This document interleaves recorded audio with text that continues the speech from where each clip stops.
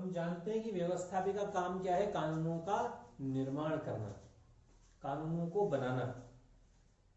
लेकिन वर्तमान समय में हमें एक नई प्रवृत्ति देखने को मिल रही है।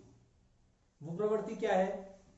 वो ये है कि कुछ विद्वान ये कहने लगे हैं कि अब आधुनिक समय में कार्यपालिका की शक्तियां बढ़ रही हैं और व्यवस्थापिका की शक्तियों में कमी आ रही है, व्यवस्थापिका की शक्तियों का पतन हो रहा है, व्यवस्थापिका का पतन हो रहा है।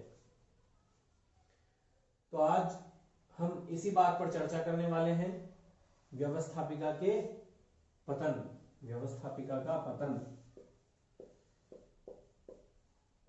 व्यवस्थापिका का पतन।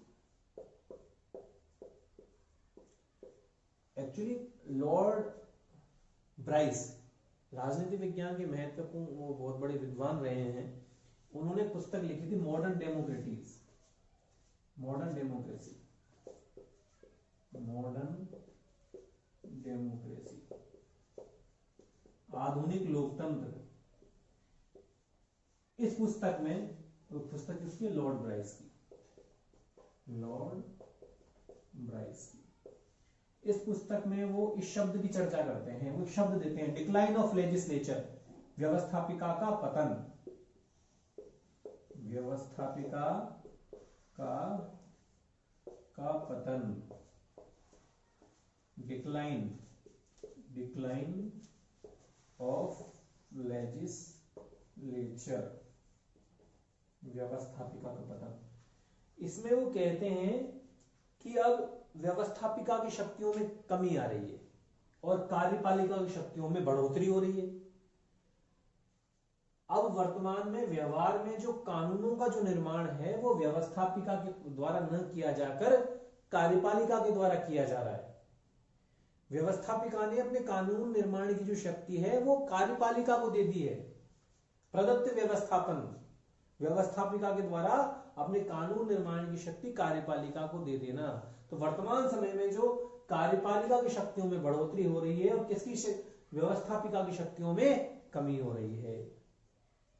और कार्यपालिका की शक्तियों में बढ़ोतरी होने के कारण जो व्यवस्थापिका की शक्तियों में जो गिरावट आई है, उसी को लॉर्ड ब्राइस ने अपनी पुस्तक मॉडर्न डेमोक्रेसी में बताया है और संज्ञा दी है व्यवस्थापिका के पतन की। और उन्होंने इस पुस्तक में कहा है कि मैं वो कारण बता रहा हूं जिसके कारण व्यवस्थापिका की शक्तियों में कमी आ रही है, व्यवस्थापिका का पतन हो रहा है। इसमें सबसे पहला कारण बता रहे हैं लॉर्ड ब्राइस कि अब जो है वो कल्याणकारी राज्य बन गए हैं, कल्याणकारी राज्य आ चुके हैं। मैं बता देता हूं आपको, कल्याण का राज्य दूसरे समय में प्रत्येक देश में जो कार्यपालिका है की शक्तियां में बढ़ोतरी की जा रही है, शक्तियों में बढ़ोतरी क्योंकि प्रत्येक राष्ट्र शक्तिशाली होना चाहता है, प्रत्येक राष्ट्र शक्तिशाली होना चाहता है। प्रदत्त व्यवस्थापन एक बहुत बड़ा कारण है, प्रदत्त व्यवस्थापन ये कारण है। इसके अलावा मैं और आपको बता देता हूं जो कारण है, इसमें यहां लिख देता हूं ऊपर, वैश्वीकरण,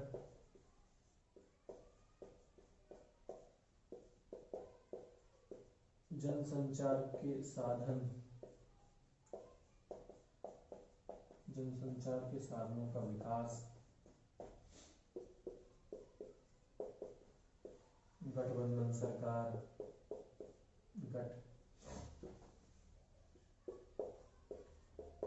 गठबंधन सरकार, त्रिशंकु संसद,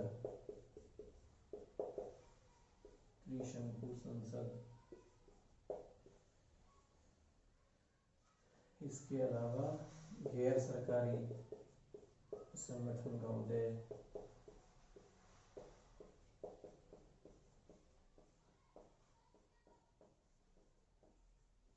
शिखर कूटनीति,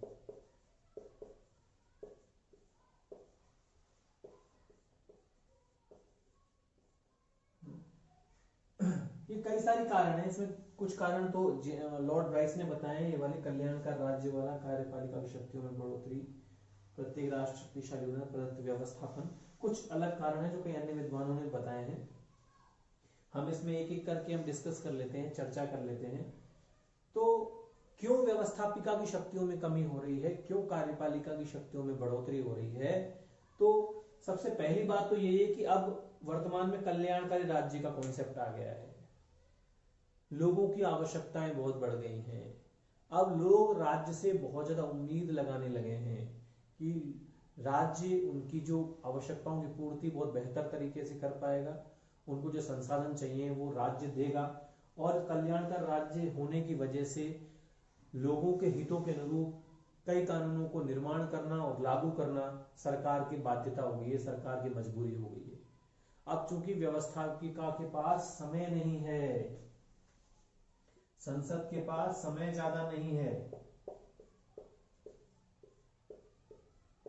समय तो उतना ही है, और उतना भी डिस्कशन में कई बार वाद विवाद इतने बढ़ जाते हैं कि उन पर चर्चा अच्छे से नहीं हो पाती। हमने कई बार देखा भी है भारत की संसद में कि कई बार वाद विवाद इतने ज्यादा होने लग जाते हैं कि उन पर किसी इश्यू को लेकर जब चर्चा ज्यादा नहीं हो पाती। इसलिए लोगों की आवश्यकताएं बहुत बढ़ गई हैं, कानूनों का बनाना बहुत ज्यादा हो गया है, जरूरी हो गया है, और संसद के पास समय की कमी हो गई है। इसलिए उन कानूनों को कार्यपालिका का जो कार्यपालिका है, जो उसके अधिकारी हैं, नौकरशाह हैं, वो कानूनों का प्रारूप बनाकर केवल उनको संसद में पास होने के लिए भेज दिया जाता है। उन पर ज्यादा चर्चा नहीं हो पाती संसद में। क्यों? क्योंकि संसद के पास इतना समय नहीं मिल पा रहा है। लोगों की आवश्यकताओं के अनुरूप कानूनों की बनाने की संख्याएं ज्यादा बढ़ गई हैं। इस वजह से कार्यपालिका की शक्तियों में बढ़ोतरी हो गई है। जो कार्यपालिका के अंतर्गत जो अधिकारीगण हैं, नौकरशाह हैं, वो सामान्यतः कानूनों के बारे में सभी जो प्रारूप हैं उन पर बना लेते हैं, तैयार कर लेते हैं, और जो अंतिम जो चरण है उनका, जहां पर वो केवल पास किया जाना होता है जब किसी कानून को, तभी वो संसद में उनके लोगों जो प्रतिनिधि हैं उनकी स्वीकृति के लिए भेजा जाता है। यदि वो पास हो जाता है तो कानून को लागू कर दिया जाता है। दूसरा है, प्रत्येक राष्ट्र शक्तिशाली होना चाहता है। जब प्रत्येक राष्ट्र वर्तमान समय में शक्तिशाली होना चाहता है, शक्ति प्राप्त करना चाहता है, शक्ति प्राप्त करने के लिए प्रत्येक राष्ट्र में जो कार्यपालिका जो प्रमुख है उसको अधिक बहुत शक्तियां बहुत दी है।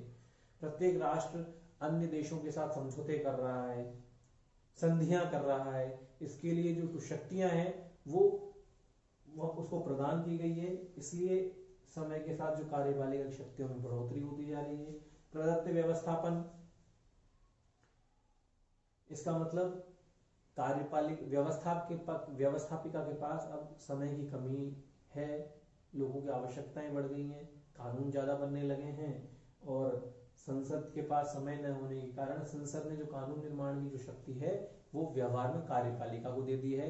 कार्यपालिका के जो नौकरशाह हैं, प्रशासक हैं, वही कानून निर्माण से संबंधित समस्त कार्य करने लगे हैं।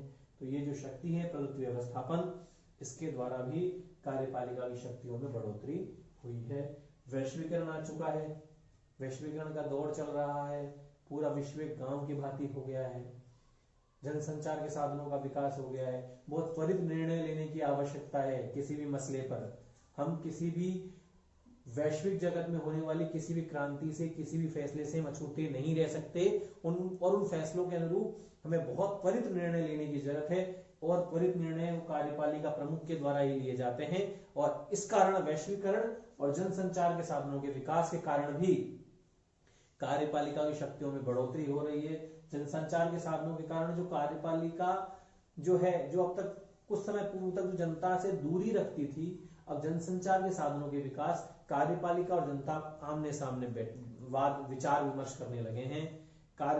जो वहां का राष्ट्राध्यक्ष है वो जनता से सीधा संवाद स्थापित कर सकता है, जनता से सीधी समस्याएं वो जान सकता है, और उनके समाधान हेतु जो वो विकल्प है वो भी उनके लिए प्रस्तुत कर सकता है।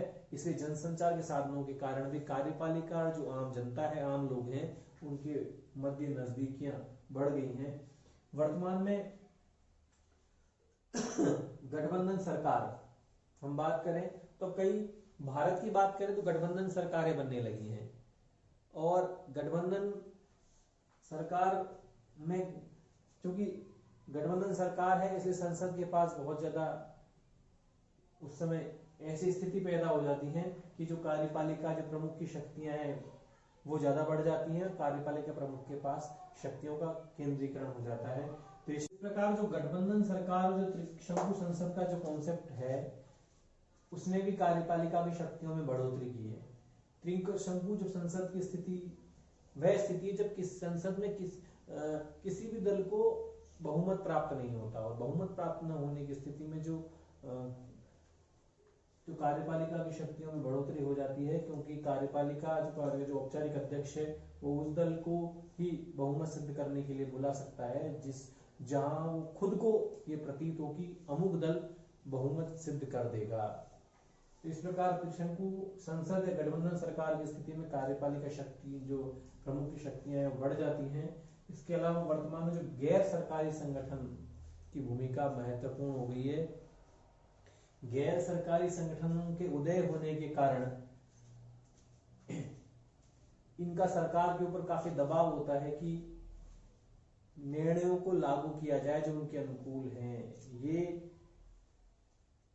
सरकार के ऊपर दबाव डालते हैं और सरकार के ऊपर अपने अनुकूल या जो वैश्विक जो हित हैं उनके अनुरूप निर्णय लेने के लिए बाध्य करते हैं सरकार को। इसके कारण भी कार्यपालिका की शक्तियों में बढ़ोतरी हुई है।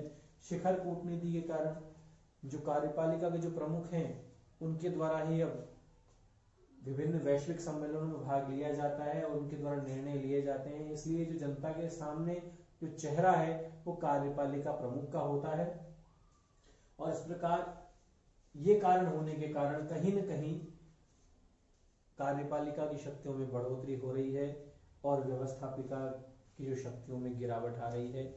लिप्सेट एक बहुत बड़े विद्वान हैं। लिप्सेट कहते हैं कि राज्य के कार्यों में बढ़ने वाले प्रत्येक कार्य में, राज्य के कार्यों में बढ़ोतरी ने व्यवस्थापिका की शक्तियों में पतन किया है, कार्यपालिका की शक्तियों में बढ़ोतरी की है। और लॉर्ड हेवार्ड एक विद्वान हैं, वो कहते हैं इसे नवीन निरंकुशता की संज्ञा दी है प्रदत्त व्यवस्थापन को। प्रदत्त व्यवस्थापन का मतलब मैं समझा चुका हूं आपको कि व्यवस्थापिका के द्वारा जो कानून निर्माण की शक्ति है कार्यपालिका को सौंप देना, क्योंकि व्यवस्थापिका के पास अब समय नहीं है और कानूनों का भार ज्यादा आ गया है। कल्याणकर राज्य का उदय हो चुका है। व्यवहार में जो कार्यपालिका है, जो उसके समस्त अधिकारीगण है, प्रशासनिक अधिकारी हैं, वही कानूनों का निर्माण करने लगे हैं और इस प्रदत्त व्यवस्थापिका के कारण कार्यपालिका की शक्तियों में बड़ी बढ़ोतरी हुई है और लॉर्ड हेवार्ड ने इसे नवीन निरंकुशता की संज्ञा दी है। रेमजे में तो लॉर्ड हेवार्ड प्रदत्त व्यवस्थापन की आलोचना करते हैं। रेमजे म्योर हैं, वो भी प्रदत्त व्यवस्थापन के आलोचक हैं।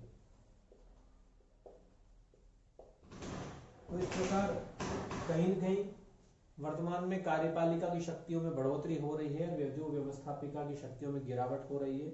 लेकिन ये जो हम देख रहे हैं लक्षण, ये कहीं न कहीं संस्थात्मक शासन व्यवस्था के लक्षण है, क्योंकि संस्थात्मक शासन व्यवस्था में कार्यपालिका का चुनाव विधायिका में से होता है और कार्यपालिका और विधायिका आपस में अंतर संबंधित है। अध्यक्षात्मक शासन व्यवस्था में हमें ये कॉन्सेप्ट नजर नहीं आ रहा है व्यवस्थापिकाओं के पतन का, क्योंकि वहां पर वैसे भी कार्यपालिका और व्यवस्थापिका की मत शक्तियों का पृथक्करण है। वहां कार्यपालिका और विधायिका आपस में मिली हुई नहीं है, अलग अलग है वहां पे। इसलिए जो ये प्रदत्त व्यवस्थापन है या फिर व्यवस्थाओं के पतन की जो चर्चा है वो हमें संस्थात्मक शासन व्यवस्था में अधिक देखने को मिलती है।